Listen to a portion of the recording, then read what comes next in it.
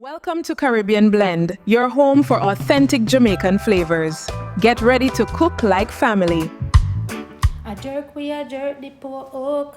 Alright, welcome guys, welcome back to my channel, and today I'm going to show you how I make my authentic Jamaican jerk pork.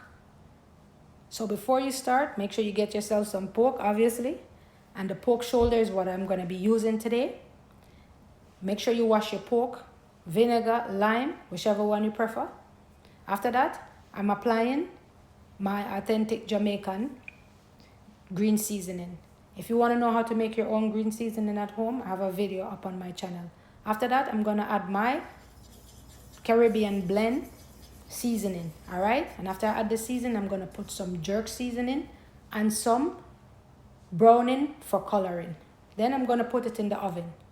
The reason why I'm putting it in the oven is because I want to tenderize the pork a little bit, and mostly the skin, because pork skin, when you use the shoulder, it's kind of tough, and if you put it on the grill, it's gonna get a little bit hard and crispy, and I don't like my pork like that. I want to get my pork skin nice and tender. I want to be able to eat it without trying to break out my teeth.